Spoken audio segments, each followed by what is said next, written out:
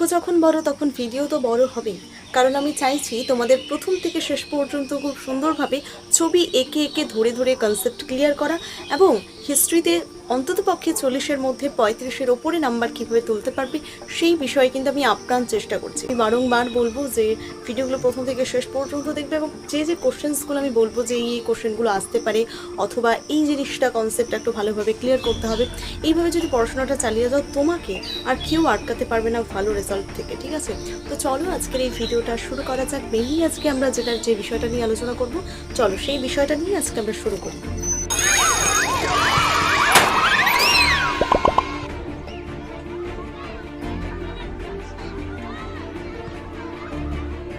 Hello everyone, welcome back to my channel. আমরা আজকে খুব সহজভাবে উপনিবেশবাদ এবং সাম্রাজ্যবাদ যে বিষয়টা রয়েছে, যে চ্যাপ্টারটা রয়েছে, সেই অধ্যায়টা আমরা খুব ভালোভাবে আলোচনা করব। ছবি ধরে ধরে এঁকে এঁকে তোমাদের প্রত্যেকটা জিনিস কিন্তু বুঝিয়ে দেব।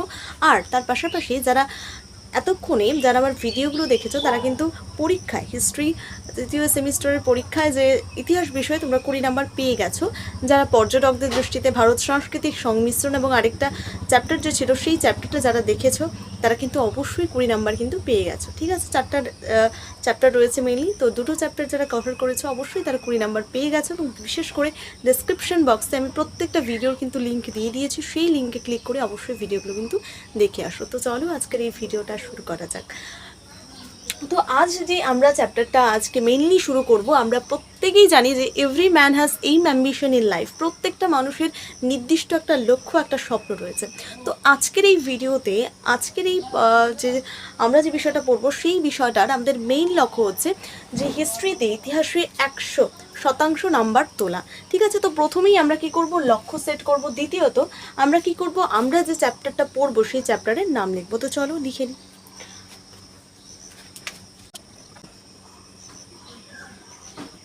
এখানে আমি লিখে নিয়েছি যে লক্ষ্য আমাদের কি 100% নম্বর তোলা এবং A++ পাওয়া। ঠিক আছে, কোথায়? ইতিহাসে। তো আজকের ইতিহাসের যে চ্যাপ্টারটা আমরা পড়বো সেটা হচ্ছে উপনিবেশবাদ ও সাম্রাজ্যবাদ।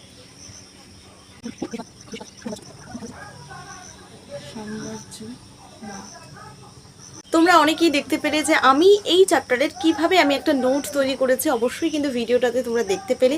এইভাবে কিন্তু প্রত্যেকটা চ্যাপ্টার আমি পড়েছি এবং সুন্দরভাবে নোট কিন্তু বানিয়েছি, কিভাবে কোনভাবে জিনিসটা আসলো। ঠিক আছে, কয়েকটা পেজ পড়ে আমি পরীক্ষায় কিন্তু ভালো রেজাল্ট করেছি। এই ভিডিওটাতে আমি যে মেইন কোশ্চেন্সগুলো আলোচনা করব, যে 30-35টা কোশ্চেন নিয়ে মেনলি আলোচনা করব। এবং এই ভিডিওতে তোমরা যদি কেউ যে কোনো টেস্ট পেপার হতে পারে, এটা হচ্ছে এভিটিএ টেস্ট পেপার, বা তোমরা যদি কোনো প্রশ্ন বিচিত্র সলভ করে থাকো তাহলে কিন্তু প্রত্যেকটা অ্যান্সার কিন্তু তোমরা সুন্দরভাবে অ্যান্সার করতে পারবে এবং সঠিক অ্যান্সার করতে পারবে। কারণ আমি এই ভিডিওতে মেনলি যে কোশ্চেন্সগুলো নিয়ে আলোচনা করেছি প্রত্যেকটা কোশ্চেন কিন্তু ভীষণ গুরুত্বপূর্ণ এবং যে কোনো টেস্ট পেপার, যে কোনো প্রশ্ন বিচিত্রাতেই তোমরা কিন্তু এই কোশ্চেন্সগুলো দেখতে পাবে। তাই প্রথম থেকে শেষ পর্যন্ত ভিডিওটা কন্টিনিউ করবে এবং প্রত্যেকটা কোশ্চেন লিখে লিখে ধরে ধরে প্র্যাকটিস করার চেষ্টা করবে। যেটা আমার স্ক্রিনে দেখতে পাচ্ছ নোটটা, ওইভাবে কিন্তু একটা পেজের মধ্যেই একটা নোট কিন্তু সীমাবদ্ধ রাখবে। ঠিক আছে, তোমরা যদি এর একটা আলাদা ভিডিও চাও যে কীভাবে অ্যাকচুয়ালি নোট বানাবে, তাহলে এই ভিডিওটাতে আমি কিন্তু পরের পার্টে আলোচনা করে দেবো। ঠিক আছে, তো চলো আজকের এই ভিডিওটাতে আমরা শুরু করতে চলেছি নতুন একটা ক্লাস। সেটার নাম হচ্ছে কি উপনিবেশবাদ ও সাম্রাজ্যবাদ। এবং আমাদের প্রথম হচ্ছে লক্ষ্য কি 100% নাম্বার তোলা। তারপরে উপনিবেশবাদ ও সাম্রাজ্যবাদ, ভেরি ভেরি ইম্পর্টেন্ট একটা চ্যাপ্টার। এখান থেকে কিন্তু 10 নাম্বারের কোশ্চেন আসবে। অবশ্যই ভালোভাবে কিন্তু চ্যাপ্টারটা ক্লিয়ার করে বোঝার চেষ্টা করবে। তো প্রথম আমাদের বুঝতে হবে কি চ্যাপ্টারটার নাম কেন এটা উপনিবেশবাদ এবং সাম্রাজ্যবাদ হলো। ক্লিয়ারভাবে আমরা যদি জিনিসটা বুঝি যে উপনিবেশবাদ মানে কি, উপনিবেশবাদ মানে কি, প্রথম যেটা বুঝতে হবে যে উপনিবেশবাদ মানে কি। এই উপনিবেশবাদ মানে হচ্ছে যখন কোনো একটা শক্তিশালী রাষ্ট্র, ধরো এটা একটা দেশ এবং এটাও একটা দেশ, এটা কি, এটা হচ্ছে শক্তিশালী দেশ।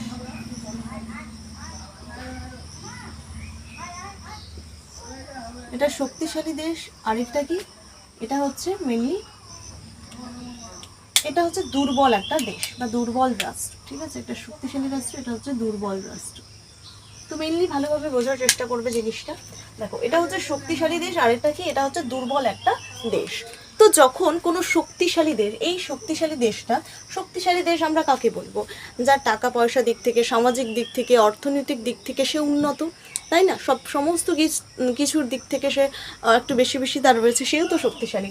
তো যখন কোনো একটা শক্তিশালী দেশ কোনো দুর্বল দেশের ওপর আধিপত্য প্রতিষ্ঠা করে, আধিপত্য মানে অধিকার প্রতিষ্ঠা করে, যে ওটা আমার, আমি শক্তিশালী, আমি তোর থেকে বড়, আমি তোকে বললাম যে ওটা আমার, আমাকে দিতেই হবে, তো আমি তোর উপর কী করছি, অধিকার প্রতিষ্ঠা করছি। তো এই জিনিসটাকেই বলা হচ্ছে উপনিবেশবাদ। তো যখন কোনো শক্তিশালী রাষ্ট্র বা দেশ কোনো দুর্বল দেশের ওপর বা রাষ্ট্রের ওপর আধিপত্য প্রতিষ্ঠা করে, মানে অধিকার প্রতিষ্ঠা করে, সেটাকেই বলা হচ্ছে উপনিবেশবাদ। জিনিসটা ক্লিয়ার?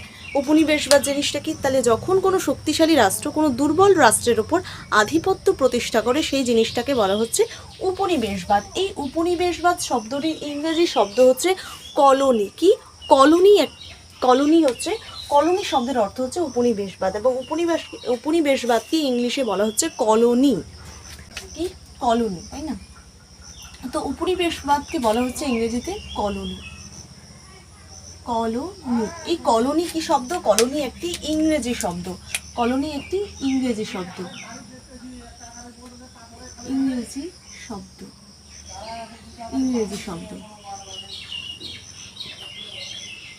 তো মেনলি দেখো, কলোনি কিন্তু একটা ইংরেজি শব্দ। এই কলোনি কি একটা শব্দ? এই প্রশ্নটাও আসতে পারে যে কলোনি একটি কি শব্দ, সেটা বলবে ইংরেজি শব্দ। কলোনি একটি ইংরেজি শব্দ যার মূল অর্থ কি? উপনিবেশবাদ। তো এই যে কলোনি শব্দটা আসছে, এই কলোনি শব্দটি একটি ল্যাটিন শব্দ। একটি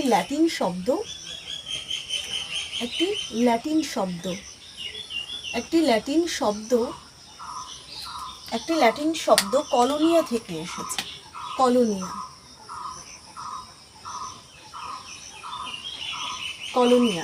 তো এই কলোনি শব্দটি একটি শব্দ থেকে এসেছে। যে কোনো শব্দের একটা ব্যুৎপত্তিগত অর্থ রয়েছে বা ব্যুৎপত্তিগত উৎস রয়েছে, সেই শব্দটা কোথা থেকে উদ্ভব হয়েছে, তো সেই জিনিসটা। তো কলোনি মানে হচ্ছে উপনিবেশবাদ, এবং এই কলোনি শব্দটি উদ্ভব হয়েছে কি? ল্যাটিন শব্দ কলোনিয়া। তাহলে ল্যাটিন শব্দ কলোনিয়া থেকে এই কলোনি শব্দটির উদ্ভব হয়েছে। তাহলে পরীক্ষা আসতে পারে যে কলোনিয়া একটি কি শব্দ? ফার্সি, উর্দু, আরবি নাকি ল্যাটিন শব্দ? তাহলে উত্তরটা কি হবে? ল্যাটিন শব্দ। ঠিক আছে, এরপরে যদি আমরা কোশ্চেনটা যাই, যে আমরা বুঝলাম যে উপনিবেশবাদ কি, তারপরে দেখলাম যে ল্যাটিন শব্দ হচ্ছে কলোনি, কলোনিয়া থেকে, ল্যাটিন শব্দ কলোনিয়া থেকেই কলোনি শব্দটি এসেছে। Very very important question. এবার যেটা আমরা আলোচনা করব সেই জিনিসটা হচ্ছে যে আমরা জানলাম যে কোনো একটা শক্তিশালী রাষ্ট্র যখন দুর্বল রাষ্ট্রের উপর, দুর্বল দেশের উপর আধিপত্য প্রতিষ্ঠা করে, সেটাকে বলা হচ্ছে কি? উপনিবেশবাদ। তো এই যে উপনিবেশবাদ জিনিসটা রয়েছে, এই উপনিবেশবাদ কিভাবে করলো? তো এখানে কোনো শক্তিশালী দেশ আমরা বলিনি, কোনো দুর্বল দেশ আমরা বলিনি। তো এই ভিডিওতে, মানে এই চ্যাপ্টারের মেনলি শক্তিশালী দেশকে ইউরোপ। ঠিক আছে, এই দেশের, মানে এই চ্যাপ্টারের শক্তিশালী যেগুলো দেশ রয়েছে সেগুলো হচ্ছে ইউরোপ দেশ। কি কি দেশ? একটা হচ্ছে ইউরোপ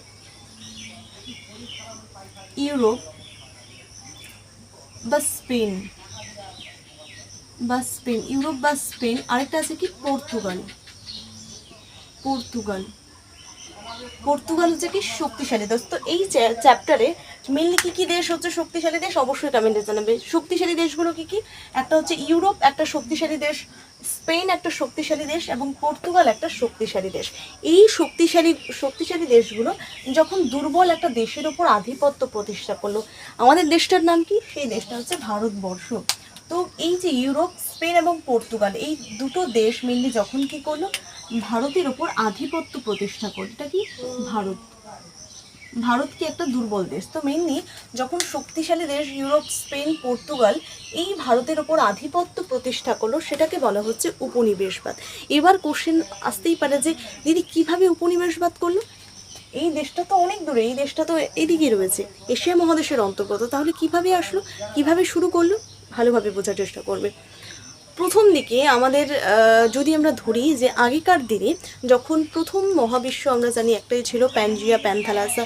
এই প্যানজিয়া যখন, ভূগোল যারা নিয়েছো, প্যানজিয়া যখন ভাগ হয়ে গেল, 7টা মহাদেশ হয়ে গেল, তো তখন মানুষের মধ্যে এই জিনিসগুলো ছিল না যে মেনলি আমাদের 7টা মহাদেশ রয়েছে, এখান থেকে আমরা ওইভাবে স্থলভাগের দ্বারা যেতে পারি, জলভাগের দ্বারা যেতে পারি। এই জিনিসগুলো মানুষের মধ্যে প্রথম থেকে ছিল না। মানুষ যে অঞ্চলে বাস করতো সেই অঞ্চলটাকেই তারা মনে করতো যে আমরাই মনে হয় এখানে শুধুমাত্র বেঁচে আছি, আর কোনো জায়গায় মনে হয় আমরা এরকম মানুষ টানুষ আর নেই। তো এই মানুষ নতুন জিনিসকে জানার জন্য, অজানাকে জানার জন্য, অদেখাকে দেখার জন্য যখন তারা নৌকি নিয়ে, যখন তারা নৌকো নিয়ে, যখন তারা নাবিক নিয়ে যাত্রা শুরু করে, যে দেখবার কোথায় কি আছে, এই জন্য এই জিনিসগুলো দেখার জন্য যখন যাত্রাটা শুরু করেছিল, সেটাই হয়ে গেছিলো কি মেনলি তাদের নতুন দেশ আবিষ্কার। দেখো, আমি যে ঘরটাতে আছি সেই ঘরটাতে আমি বসে আছি এবং জানি না যে কার কীরকম ঘর, আমি কি জানি না কার কীরকম ঘরটা কি সাজানো আছে, আমি কিন্তু জানি না। তো আমি যখন জানার জন্য সাইকেল নিয়ে আমি ওদের বাড়িতে যাব, তো সেটাকে বলা হচ্ছে নতুন যাত্রা। আমি কী করছি, শুরু করছি, এবং আমি কী করছি, তার বাড়িতে গিয়ে তার যে জিনিসপত্রগুলো সেগুলো বলছি কি এটা আমার, এটা আমার, এটা আমাকে দে, সেরকম ব্যাপারটা। তো মেনলি যে শক্তিশালী দেশগুলো রয়েছে সেই শক্তিশালী দেশগুলো নতুন জিনিসকে জানার জন্য, অজানাকে জানার জন্য, অদেখাকে দেখার জন্য তারা নৌকা বা নাবিক নিয়ে কিন্তু তাদের যাত্রা শুরু করে।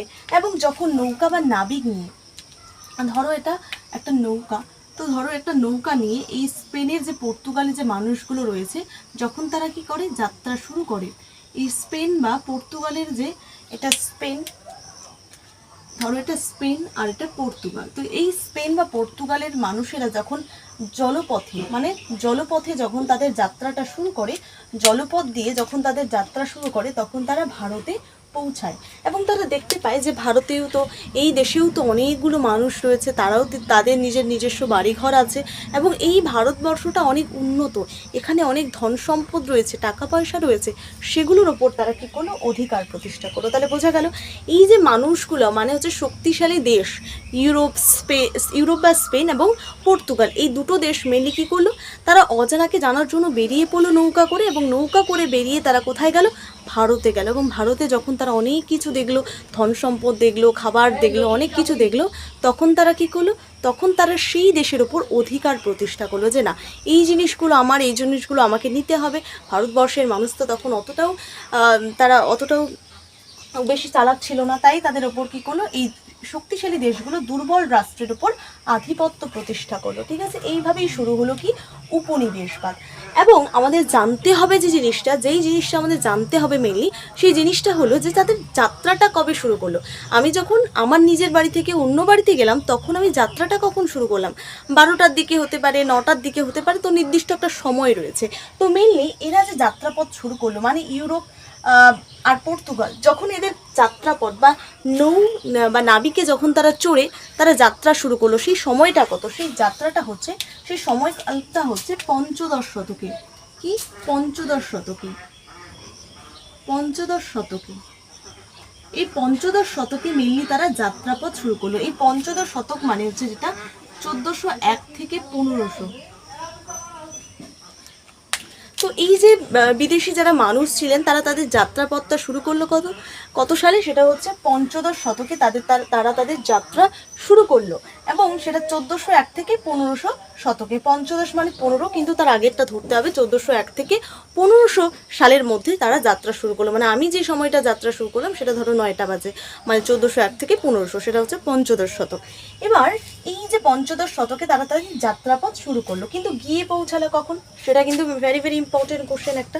আর মেনলি এখান থেকে যে প্রশ্নটা আসবে, মানে তাদের যাত্রাপথ থেকে যে কোশ্চেনটা আসবে, সেই কোশ্চেনটা কিন্তু ভেরি ভেরি ইম্পর্টেন্ট। প্রত্যেকটা জিনিস ভালো ভালো করে বোঝার চেষ্টা করবে, লিখে নেওয়ার চেষ্টা করবে। যদি তোমার এইভাবে মনে থাকে, আমি যেভাবে পড়াচ্ছি সেইভাবে লিখে প্র্যাকটিস করবে। আমি বলছি এখান থেকে যে ধরনের প্রশ্ন আসুক না কেন, খুব সহজভাবে তুমি কিন্তু রাইট অ্যান্সারটা করতে পারবে। ঠিক আছে, তো চলো, এখান থেকে পঞ্চদশ শতকে যেহেতু তাদের যাত্রা শুরু করলো, তাই এই সময়কালটাকে কি বলা হচ্ছে, প্রশ্ন আসতেই পারে যে ভৌগোলিক আবিষ্কারের যুগ বলা হয় কি, পঞ্চদশ শতককে।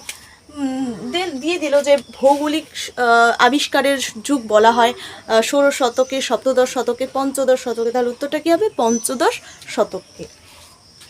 তো এটা পঞ্চদশ শতককে যে জিনিসগুলো বলা হয়, একটা হচ্ছে ভৌগোলিক আবিষ্কারের যুগ। তো পঞ্চদশ শতককে বলা হচ্ছে ভৌগোলিক আবিষ্কারের যুগ।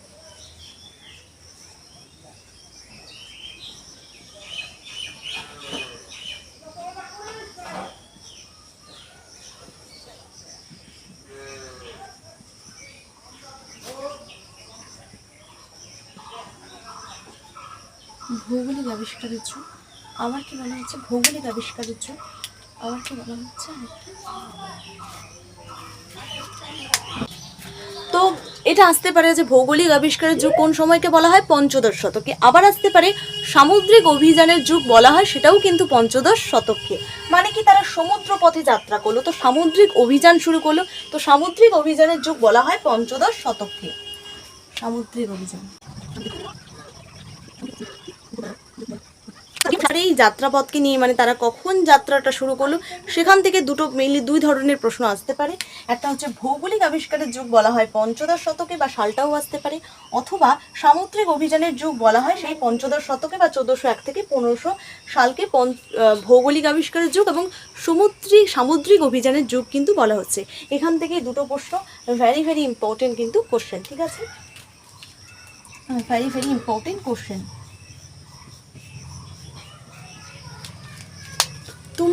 তোমরা যারা হিস্ট্রিতে ভাবছো যে কোনোভাবেই আমি হিস্ট্রিটা পারবো না ভালো রেজাল্ট করতে, তারা অবশ্যই কিন্তু এই ভিডিওগুলো দেখো। প্রত্যেকটা জিনিস আমি কিন্তু একে একে ধরে ধরে বোঝাবো, তাই অবশ্যই মধুমিতা দিদি ক্লাসে যাও এবং ভিডিওগুলো, প্রত্যেকটা ভিডিও যার যে সাবজেক্ট রয়েছে সেই ভিডিওগুলো দেখো, এবং বলছি তোমরা কিন্তু ভালো রেজাল্ট করবে, ঠিক আছে। তো যাও ভিডিওগুলো দেখে আসো। তারপরে যে জিনিসটা রয়েছে এটা আমি যখন আমি 9টার দিকে আমি বাড়ি থেকে সাইকেল নিয়ে বের হলাম, কিন্তু পৌঁছালাম কবে সেটা আমাকে জানতে হবে। আমি 9টার থেকে আমি 10টার দিকে পৌঁছালাম। তো মেইনলি এই পঞ্চদশ শতকে যখন তারা ইউরোপ এবং পর্তুগালের মানুষেরা যখন তারা যাত্রা শুরু করলো, তখন ভারতে গিয়ে পৌঁছালো, সেই সময়টা হচ্ছে সপ্তদশ এবং অষ্টাদশ শতকে। সপ্তদশ এবং কি অষ্টাদশ, সপ্তদশ এবং অষ্টাদশ শতকে, অষ্টাদশ শতক। তো এই যে সামুদ্রিক অভিযান মানে সমুদ্র পথে রওনা হয়ে এই জাহাজটা নিয়ে যখন তারা পঞ্চদশ শতকে যারা যাত্রা শুরু করলো জলপথে, তখন ভারতে গিয়ে তারা পৌঁছালো কত সপ্তদশ থেকে অষ্টাদশ শতকে। এখানে কি পঞ্চদশ মানে 5, এখানে কি সপ্তদশ মানে 7 এবং অষ্টাদশ মানে 8। তো পঞ্চদশ শতকে তারা যাত্রা শুরু করলো এবং পৌঁছালো কত সপ্তদশ থেকে অষ্টাদশ শতকে। মানে 5টা থেকে আমি আমার বাড়ি থেকে বের হলাম, পৌঁছালাম ওদের বাড়িতে 7টা এবং 8টার দিকে, ঠিক আছে। তাহলে এটা যেটা তোমরা আর কি টিউশনের টাইমে সেটা। তো মেনলি পঞ্চদশ শতকে তারা যাত্রা শুরু করলো এবং ভারতে যখন তারা গিয়ে পৌঁছালো সপ্তদশ এবং অষ্টাদশ শতকে। এখান থেকে আবার প্রশ্নটা আসতে পারে যে সপ্তদশ এবং অষ্টাদশ শতকে তারা ভারতের মাটিতে কিন্তু পা রাখলো। তো এই সময়টাকে এইখান থেকে যে প্রশ্নটা আসতে পারে, সেই প্রশ্নটা হচ্ছে যে ভৌগোলিক আবিষ্কারের ফলাফলে বা ভৌগোলিক আবিষ্কার মানে তারা ভৌগোলিক যখন অভিযান শুরু করলো, তো ভৌগোলিক আবিষ্কার মানে নতুন তারা একটা ভূত্বক তারা খুঁজে পেল। তো নতুন ভৌগোলিক আবিষ্কারের পরবর্তী সময়ে ভারতীয়দের বা দুর্বল ভারত দেশের মধ্যে তারা কত সালে বা কত শতকে তারা আধিপত্য বা উপনিবেশবাদ প্রতিষ্ঠা করলো, সেটা হচ্ছে সপ্তদশ থেকে অষ্টাদশ শতকে। মানে তারা যখন জাহাজে করে গেল এবং তারা ভারতের ওপর আধিপত্য প্রতিষ্ঠা করলো, মানে তারা অধিকার প্রতিষ্ঠা করলো কত সালে, সেটা হচ্ছে সপ্তদশ থেকে অষ্টাদশ শতকে। প্রত্যেকটা কোশ্চেন আমি কিন্তু লাস্টে গিয়ে বা শেষে গিয়ে প্রত্যেকটা কোশ্চেন কিন্তু ধরবো, অবশ্যই প্রত্যেকটা প্রশ্ন কিন্তু মনে রাখার চেষ্টা করবে। শেষে গিয়ে প্রত্যেকটা কোশ্চেন যদি তুমি দিতে না পারো তাহলে কিন্তু তোমার মার আছে, ঠিক আছে। আমি কিন্তু মধুমিতা দিদি তোমাদের প্রত্যেকটা জিনিস ধরে ধরে বোঝাচ্ছি যাতে করে তোমরা ভালো রেজাল্ট করতে পারো। এতে করে প্রত্যেকটা প্রশ্নের অ্যান্সার যদি সঠিকভাবে আমি না পাই তাহলে কিন্তু এরকম আছে, ঠিক আছে। তো চলো এরপরে জিনিসটা যেটা আমরা দেখবো সেটা খুব সহজ একটা জিনিস, যে এই যে মেনলি জানলাম যে তারা হচ্ছে জাহাজে করে গেল। তুমি দেখো আমি যে সাইকেলে করে গেলাম তার জন্য আমাকে কিন্তু অনেক কিছু জিনিস প্রয়োজন হচ্ছে, আমার ঘড়ির প্রয়োজন হচ্ছে, তাই না। আমি সময় দেখব, তারপরে আমার সাইকেলের যে প্রয়োজন হচ্ছে, আবার ঘড়ির প্রয়োজন হচ্ছে, আমার জানার প্রয়োজন হচ্ছে যে কোন দিকে ওদের বাড়িটা, তাই না। এই জিনিসগুলো জানার প্রয়োজন হচ্ছে। তো যখন তারা দেখো তো মেনলি যখন তারা জাহাজ নিয়ে বেরোলো, দেখো প্রথম অবস্থায় তারা তো কোনো কিছু জানে না যে কোথায় কি দেশ রয়েছে না আছে, কোথায় কি ভারত আছে না আছে, তারা তো কোনো কিছুই জানে না। তো তাদের জানার জন্য যে জিনিসগুলো মেনলি তাকে সাহায্য করেছে, মানে এই ভৌগোলিক আবিষ্কারের পথে যে 4টে জিনিস মেনলি তাদের গুরুত্বপূর্ণ ভূমিকা পালন করেছে ভারতে যাওয়ার জন্য, সেই জিনিসগুলো কী? আমাকে যাওয়ার জন্য আমার সাইকেলটা গুরুত্বপূর্ণ ভূমিকা পালন করেছে, আমার ঘড়িটা গুরুত্বপূর্ণ ভূমিকা পালন করেছে, আমার ফোনটা গুরুত্বপূর্ণ ভূমিকা পালন করেছে, কারণ আমি ফোন করে জানতে পারছি যে কোথায় রে তোদের বাড়িটা, এই পাশে না এই পাশে। তো মেইনলি সেটা। তো মেইনলি তারা যখন তাদের জাহাজ নিয়ে বেরোলো, তারা কিছুই জানে না, তখন জাহাজ নিয়ে যখন তারা বেরোলো তখন তারা যে জিনিসগুলো তাকে ভীষণভাবে সাহায্য করেছিল ভারত ভূখণ্ডে পৌঁছানোর জন্য, সেই 4টে জিনিস কি? একটা হচ্ছে মেরিনার কম্পাস। এই মেরিনার কম্পাস হচ্ছে দিক নির্ণয়ে সাহায্য করে। আমরা কম্পাস জানি যে চারপাশে এটা ঘোরানো হয়, তো সেই কম্পাস হচ্ছে যার দিক নির্ণয়ে সাহায্য করে, মানে এটা কোন দিক, এটা দক্ষিণ দিক নাকি উত্তর দিক, এটা পূর্ব দিক নাকি পশ্চিম দিক, তো দিক নির্ণয়ে সাহায্য করে কি? Mariner compass. আবার অ্যাস্ট্রোলোব, যা সমুদ্রের গভীরতা নির্ণয়ে সাহায্য করে। যেহেতু তারা সমুদ্র পথে পাড়ি দিচ্ছে, তো সমুদ্রের গভীরতা কতটা সেটা নির্ণয়ের যন্ত্রের নাম কি? অ্যাস্ট্রোলোব। আবার নতুনভাবে তৈরি করা মানচিত্র, তাদেরকে মানচিত্রও কিন্তু সাজাতে হবে, কারণ মানচিত্র যদি না থাকে তাহলে বুঝতেই পারবে না যে অ্যাকচুয়ালি কোথা থেকে কোথায় যাচ্ছে, তাই না? তো সেটা নতুনভাবে তৈরি করা মানচিত্র। আরেক যেটা রয়েছে সেটা হচ্ছে গাইড বুক, মানে একটা বই রয়েছে যে কোন দিক থেকে কোন দিকে গেলে তুমি মেনলি ভারত ভূখণ্ডে পৌঁছাতে পারবে। তো 4টে জিনিস কিন্তু ভেরি ভেরি ইম্পর্টেন্ট এই কোশ্চেনটা, যে 4টে জিনিস তাদের সাহায্য করেছিল। এই বক্সে আমি দিয়ে দিচ্ছি 4টে জিনিস। 4টে জিনিস তাদের সাহায্য করেছিল ভীষণ পরিমাণে। প্রথম জিনিসটার নাম হচ্ছে, সেটার নাম হচ্ছে কি? Mariner compass. Mariner compass, mariner compass. এরপরে যেটা রয়েছে অ্যাস্ট্রোলোব, অ্যাস্ট্রোলোব, অ্যাস্ট্রোলোব। তারপরে যেটা রয়েছে 3 নম্বর, নতুনভাবে তৈরি করা মানচিত্র। কীভাবে তৈরি করা মানচিত্র, নতুনভাবে তৈরি করা মানচিত্র। আর 4 নম্বরটা কি? 4 নম্বর হচ্ছে গাইড বুক। গাইড বুক, অবশ্যই গাইড বুক, ঠিক আছে? তাহলে এতক্ষণ পর্যন্ত বোঝা গেল তারা সমুদ্র অভিযানে যাচ্ছে, কিন্তু 4টে জিনিস না হলে তারা কিন্তু যেতে পারতো না। তো 4টে জিনিস তাদের কিন্তু ভীষণ পরিমাণে সাহায্য করেছে। সেই 4টে জিনিস, 1 নম্বর হচ্ছে মেরিনার কম্পাস, যা দিক নির্ণয়ে সাহায্য করে। অবশ্যই লিখে নেবে। তো মেরিনার কম্পাস এখানে একটু ব্যাখ্যা করে লিখে নেবে, যা দিক নির্ণয়ে সাহায্য করে। এইভাবে লিখবে, এইভাবে একটু হাইপেন দিয়ে লিখবে, যা দিক নির্ণয়ে সাহায্য করে। আমি লিখলাম না এত কিছু, তোমরা লিখে নেবে, কিন্তু শেষে গিয়ে যেহেতু আমি প্রশ্নগুলো যাতে আমি সঠিকভাবে অ্যান্সার যেন পাই। তো মেরিনার কম্পাস কী করে? যা দিক নির্ণয়ে সাহায্য করে। আবার কি? অ্যাস্ট্রোলোব, যা সমুদ্রের গভীরতা, তো এটা কি করছে? দিক নির্ণয়ে সাহায্য করছে, যে কোন দিক থেকে কোন দিক, ঠিক আছে? আবার কি? সমুদ্রের গভীরতা, এটার গভীরতা কতটা সেটা নির্ণয়ে সাহায্য করেছে কি? অ্যাস্ট্রোলোব। তো সমুদ্রের গভীরতা নির্ণয় বা পরিমাপের যন্ত্রটির নাম কি? সেটা হচ্ছে অ্যাস্ট্রোলোব। প্রশ্নটা ঘুরিয়ে আসতে পারে। আবার আসতে পারে নতুনভাবে তৈরি করা মানচিত্র, এটাও তাদের ভীষণভাবে সাহায্য করেছিল। আবার গাইড বুক ভীষণভাবে তাদেরকে কিন্তু সাহায্য করেছিল। এবার এখান থেকে একটা কোশ্চেন আসতে পারে যে এই যে নতুনভাবে তৈরি করা মানচিত্র তাদের লাগবে, যে তারা যেহেতু ইউরোপ বা স্পেনের মানুষ বা পর্তুগালের মানুষ, তাই ইউরোপ মহাদেশে তাদের কিন্তু একটা মানচিত্র লাগবে, যে তাদের মহাদেশটা কোন জায়গায় রয়েছে। তো ইউরোপের মানচিত্র প্রথম কিন্তু আঁকেন কি? গ্রেগোরাস। তো ইউরোপের মানচিত্র সর্বপ্রথম আঁকেন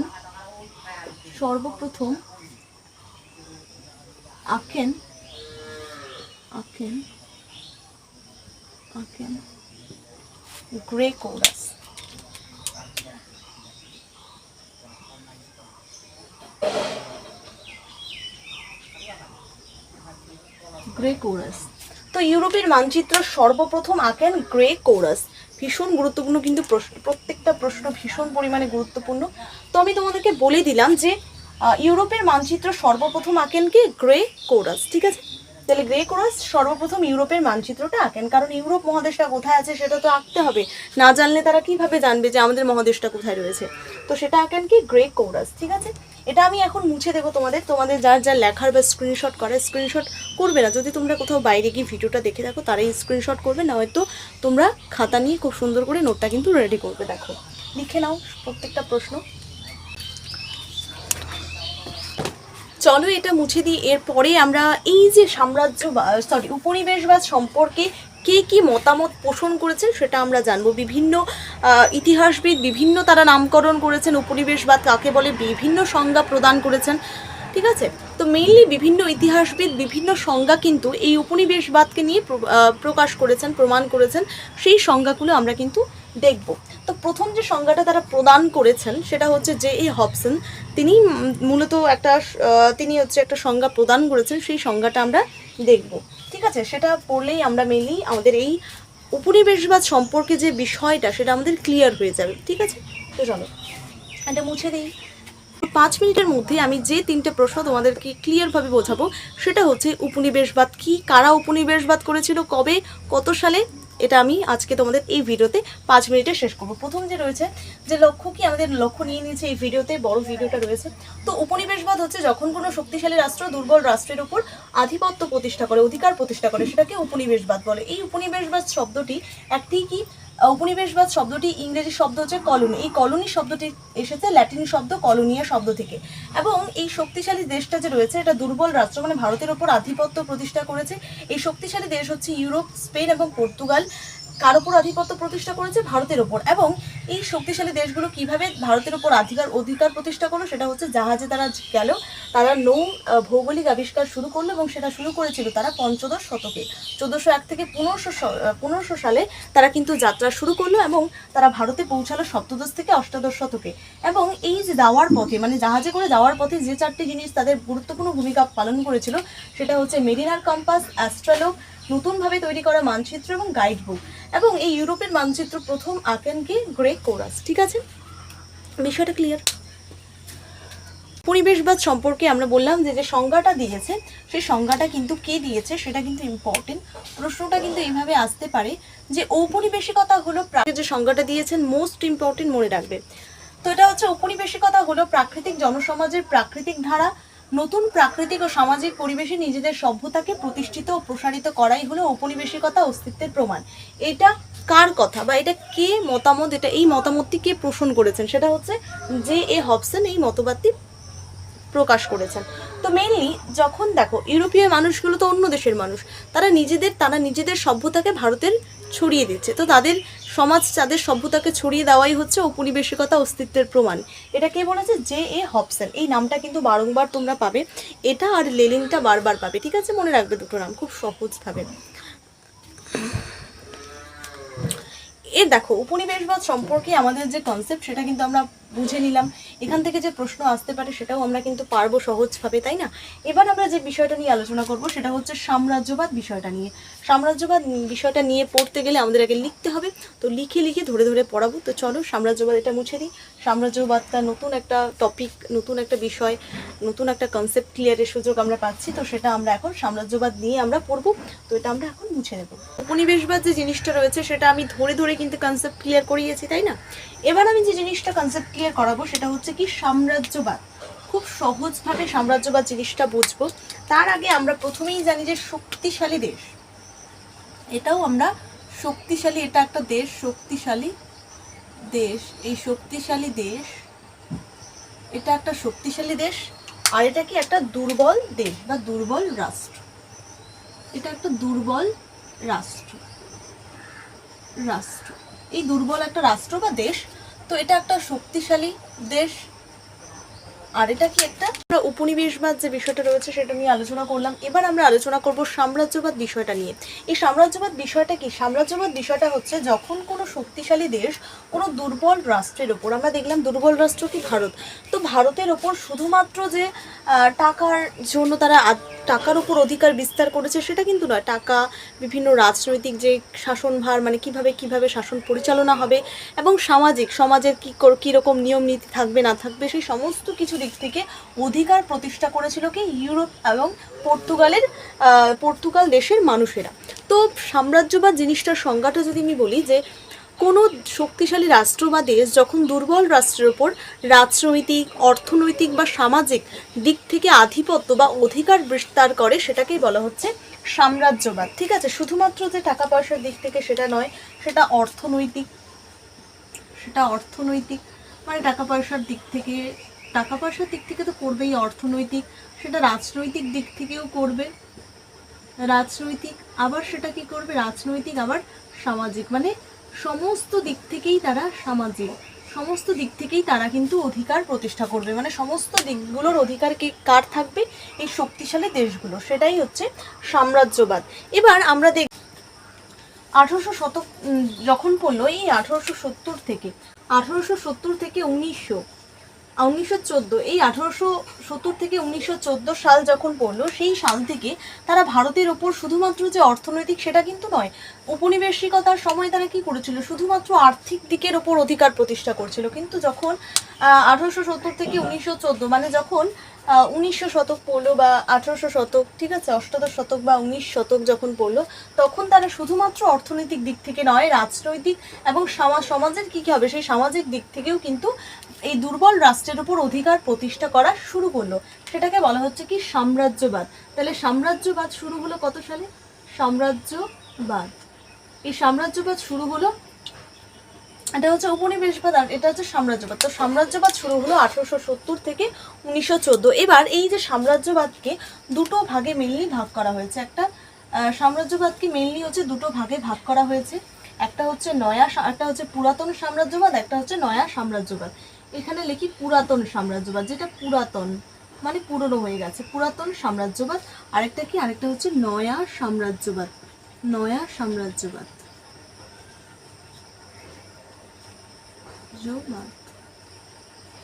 তো একটা পুরাতন সাম্রাজ্যবাদ আর একটা কি নয়া সাম্রাজ্যবাদ। পুরাতন সাম্রাজ্যবাদের সময়কাল কত? এটা হচ্ছে 1800 থেকে 1900। পুরাতন সাম্রাজ্যবাদের সময়কাল হচ্ছে 1500। এই পুরাতন সাম্রাজ্যবাদ হচ্ছে 1500 থেকে এই পুরাতন যে সাম্রাজ্যবাদটা রয়েছে, এই পুরাতন সাম্রাজ্যবাদের সময়কাল হচ্ছে 1500 থেকে 1800, ঠিক আছে, 1500 থেকে 1800 হচ্ছে, এটা হচ্ছে পুরাতন সাম্রাজ্যবাদ। আর নয়া সাম্রাজ্যবাদ মানে প্রথম হচ্ছে যেটা হয়ে গেছিল 1500 থেকে 1800, সেটাকে বলা হচ্ছে পুরনো সাম্রাজ্যবাদ। আবার নতুন করে একটা সাম্রাজ্যবাদ শুরু হয়েছিল, যেটা মেনলি 1870 থেকে 19 সাল, এটাকে বলা হচ্ছে নয়া সাম্রাজ্যবাদ। জিনিসটা ক্লিয়ার? তাহলে সাম্রাজ্যবাদ হচ্ছে যখন কোনো শক্তিশালী রাষ্ট্র অন্য কোনো দেশের ওপর অর্থনৈতিক, সামাজিক বা রাজনৈতিক দিক থেকে আধিপত্য প্রতিষ্ঠা করে, সেটাকে বলা হচ্ছে সাম্রাজ্যবাদ। এই সাম্রাজ্যবাদ শুরু হয় কত সালে? 1870 থেকে 1914। এবং এই সাম্রাজ্যবাদকে মেনলি দুটো ভাগে ভাগ করা, একটা নয়া সাম্রাজ্যবাদ, একটা পুরাতন সাম্রাজ্যবাদ। পুরাতন যেটা পুরনো সেটা 1500 থেকে 1800, আর নয়া সাম্রাজ্যবাদ হচ্ছে 1870 থেকে 1900 সালকে বলা হচ্ছে। আবার এই নয়া সাম্রাজ্যবাদ যে জিনিসটা রয়েছে, নয়া সাম্রাজ্যবাদের যুগ বলা হয় 1870 থেকে 1900 সালকে নয়া সাম্রাজ্যবাদের যুগ বলা হয়। তাহলে 1870 থেকে 1900 সালকে কিন্তু নয়া সাম্রাজ্যবাদের যুগ বলা হয়। আবার কোনো কোনো বইয়ে বা কোশ্চেনে আবার একটু ঘুরিয়ে ফিরে একটু আলাদাভাবে আসতে পারে, যেটা হচ্ছে যে নয়া সাম্রাজ্যবাদের যুগ আরেকটাকে বলা হচ্ছে, অনেক জায়গা থাকতে পারে 1870 থেকে 1919 থাকতে পারে, 1919 থাকতে পারে, 1919 থাকতে পারে, আবার অনেক জায়গায় 1500 যুগ। তো নয়া সাম্রাজ্যবাদের যে যুগটা রয়েছে, মানে যে সময়কালে নয়া সাম্রাজ্যবাদ শুরু হয়েছিল, সেই যুগটা হচ্ছে 1870 থেকে 1900 সাল। এটাও আসতে পারে, মানে যে কোনোভাবে আসতে পারে। 1919 থেকে আবার 1870 থেকে 1919 সাল, আবার আসতে পারে 1770 থেকে 1900 সাল। এই সময়কালটা হচ্ছে নয়া সাম্রাজ্যবাদের যুগ। এই জিনিসটা কিন্তু একটু ঘুরিয়ে পেঁচিয়ে আসতে পারে, একটু সংখ্যাগুলো এদিক ওদিক হতে পারে, কিন্তু এই দুটো জিনিস মাথায় রাখলে মেনলি তোমরা কারেক্ট অ্যান্সার কিন্তু করতে পারবে। এরপরের যেটা কোশ্চেন রয়েছে, মানে এই নয়া সাম্রাজ্যবাদ যে জিনিসটা রয়েছে, এই নয়া সাম্রাজ্যবাদ জিনিসটার যে তত্ত্বটা, এই নয়া সাম্রাজ্যবাদ যে জিনিসটা রয়েছে, এটা ব্যাখ্যা করেছিলেন। যে কোনো একটা জিনিসের ব্যাখ্যা থাকে, যে এই জিনিসটা সংক্ষেপে লেখা হলো, সেটার ব্যাখ্যা করা আছে, তো সেই জিনিসটা যে কোনো না কোনো ব্যক্তি ব্যাখ্যা করে। তো এই নয়া সাম্রাজ্যবাদ জিনিসটা ব্যাখ্যা করেছিলেন ডেভিড, এটা ব্যাখ্যা করেন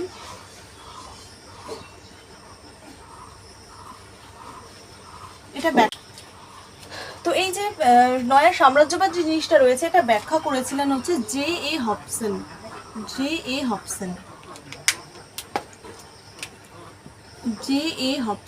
এই জিনিসটা হচ্ছে ব্যাখ্যা করেন হবসন। তো জে.এ. হবসন। তো মনে রাখবে যে নয়া সাম্রাজ্যবাদ জিনিসটি কে ব্যবহার করেন, অবশ্যই কমেন্টে জানাবেন। নয়া সাম্রাজ্যবাদ জিনিসটা ব্যাখ্যা করেন সেটা হচ্ছে জে.এ. হবসন। এই নয়া সাম্রাজ্যবাদ এটা হচ্ছে তত্ত্বটা ব্যাখ্যা করেছিল। এবার এটার শব্দ যে রয়েছে, মানে নয়া সাম্রাজ্যবাদ যে একটা শব্দ, এই শব্দটা ব্যবহার করেছিলেন কে? এই শব্দটা ব্যবহার করেছিলেন ডেভিড থমসন, আসতে পারে আবার টমসন হতে পারে। কোনো বইয়ে ডেভিড থমসন আবার টমসন, দুটো প্রশ্ন, দুটো অ্যান্সার। এটা হচ্ছে ডেভিড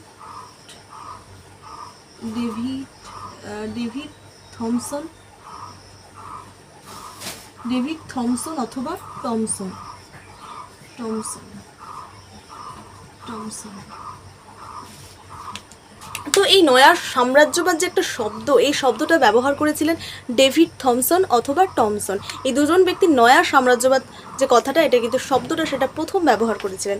এরপরের যে মোস্ট ইম্পর্টেন্ট আর 3-4টে কোশ্চেন রয়েছে, যেটা মেনলি সেই সংজ্ঞাগুলো কিন্তু মনে রাখতে হবে। মানে সাম্রাজ্যবাদ সম্পর্কে কে কী মন্তব্য করেছেন, কোন কোন ইতিহাসবিদ কোন কী মন্তব্য করেছেন, কে কোন কথাটি বলেছেন, সেই জায়গাটা একটু ক্লিয়ারভাবে কিন্তু প্রতিদিন রিভিশন করতে হবে, তাহলে খুব সহজভাবে মনে থাকবে। তো চলো কয়েকটা সংজ্ঞা আমরা সাম্রাজ্যবাদ সম্পর্কে মতামত কে কী বলেছেন সেটা আমরা দেখে নেব। তারপরেই আমার হচ্ছে এখানকার আলোচনা আজকের মতো শেষ। আজকে মেইনলি এবার হচ্ছে এই সাম্রাজ্যবাদ কথাটি ব্যবহার করেছিলেন কিন্তু বা কার্ল মার্কস। এই সাম্রাজ্যবাদ হচ্ছে কার্ল মার্কস, তাহলে সাম্রাজ্যবাদ কথাটি প্রথম ব্যবহার করেছিলেন কার্ল মার্কস।